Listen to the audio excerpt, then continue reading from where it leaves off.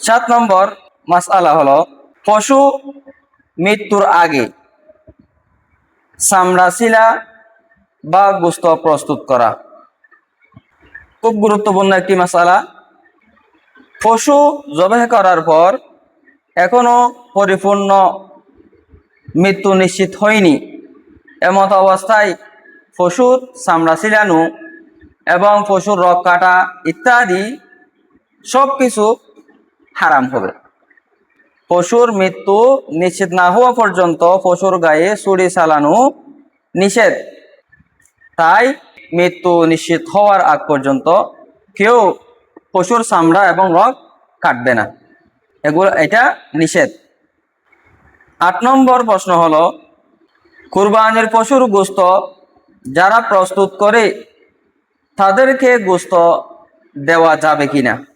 খুব সুন্দর একটি প্রশ্ন। আমরা যারা কুরবানি করি, আমাদের কুরবানির পশুর গোশতগুলো যারা প্রস্তুত করে দেয় তাদেরকে আমরা গোশত দিয়ে থাকি। কিন্তু এখানে যে প্রশ্ন করা হলো গোশত দিতে পারবে কিনা, এই যারা গোশত প্রস্তুত করবে তাদেরকে মজুরি হিসাবে গোশত দেওয়া যাবে না।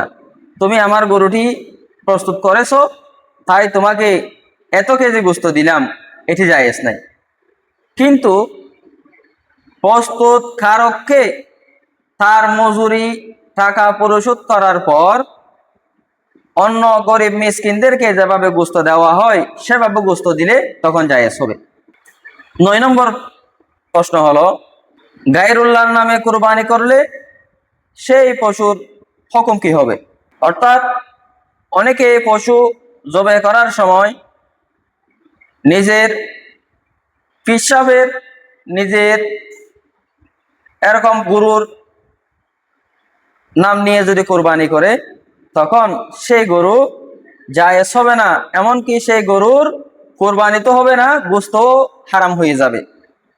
তাই যে কোনো জন্তু জবাই করার পূর্বে আল্লাহ রব্বুল আলামিনের নাম নিতে হবে। এছাড়া কোনো জন্তু জবাই সই হবে না এবং গোশত জায়েজ হবে না। এমনকি একটি মুরগিও যদি জবাই করা হয়, সে মুরগির জবাই করার সময় আল্লাহর নাম নিতে হবে, বিসমিল্লাহি আল্লাহু আকবার, এভাবে অবশ্যই বলতে হবে। 10 নম্বর প্রশ্ন হলো কুরবানির পশুর টাকা বা মূল্য দান করে দিলে কুরবানি হয়ে যাবে কিনা। খুব গুরুত্বপূর্ণ প্রশ্ন। কেউ যদি নিজের ওয়াজিব হওয়া কুরবানির পশুর সমমূল্য টাকা সদকা করে দেয়, যেমন গাজার মধ্যে অসহায় মানুষদের জন্য আমার কুরবানির পশুর মূল্যগুলো পাঠাই দিলাম, তখন আমার কুরবানি হবে কিনা। ওয়াজিব কুরবানি কোন জায়গায় তার সমমূল্য টাকা দান করে দিলে, সদকা করে দিলে ওয়াজিব কুরবানি সহি হবে না। অবশ্যই ওয়াজিব কুরবানি করতে হবে পশু জবাই করার মাধ্যমে। এটি সদকা করে দিলে সদকা হবে, সদকার সওয়াব পাওয়া যাবে, কিন্তু ওয়াজিব কুরবানি হক আদায় হবে না। 11 নম্বর প্রশ্ন কেউ কারো পক্ষ থেকে কুরবানি করলে হবে কিনা। এটিও জরুরি একটি মাসআলা। এক্ষেত্রে যদি ওয়াজিব কুরবানি হয়ে থাকে, এরকম কুরবানির ক্ষেত্রে যার কুরবানি করবে তার থেকে অবশ্যই অনুমতি নিতে হবে। আর যদি এমন হয় ওয়াজিব কুরবানি নয়, এমনি মুস্তাহাব কুরবানি, এমন যদি হয়ে থাকে তখন আর যার পক্ষ থেকে কুরবানি করা হবে তার থেকে অনুমতি নেওয়ার কোনো প্রয়োজন নেই। তাহলে বোঝা গেল ওয়াজিব কুরবানির ক্ষেত্রে যার পক্ষে কুরবানি করবে তার থেকে অবশ্যই অনুমতি নিতে হবে, আর ওয়াজিব কুরবানি যদি না হয় অনুমতি নিতে হবে না। 12 নম্বর প্রশ্ন পুরুষ পশু কুরবানি করা ভালো নাকি স্ত্রী পশু কুরবানি করা ভালো। এটিও একটি গুরুত্বপূর্ণ মাসআলা। আমাদের সমাজে একটি প্রচলিত বিষয় আছে, তা হলো সবাই পুরুষ জন্তু জবাই করার দিকে একটু ধাবিত বেশি। মনে করে পুরুষ গরু, বলদ গরু যদি কুরবানি করা হয় তখন সওয়াব বেশি পাওয়া যাবে, এমন মনে করা হয়। কিন্তু বিষয়টি তেমন না।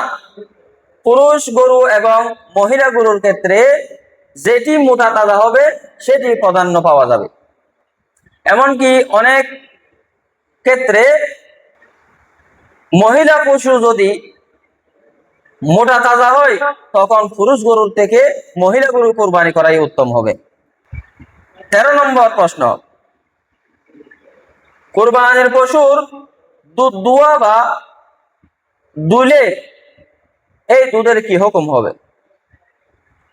অর্থাৎ একটি পশু বাজার থেকে ক্রয় করে নিয়ে আসলাম, পশুর উলানের মধ্যে দুধ রয়ে গেছে, দুধ আছে, এমত অবস্থায় আমি দুধ এগুলা কি খেতে পারবো, বিক্রি করতে পারবো? এই দুধের কি হুকুম হবে? তখন এই কুরবানির পশুর দুধ এগুলা দোয়া যাবে না। যদি কেউ দুয়ে থাকে, কুরবানির পশুর দুধ যদি কেউ দুয়ে থাকে তখন এই দুধগুলাও সদকা করে দিতে হবে, বিক্রি করলে বিক্রি মূল্য সদকা করে দিতে হবে।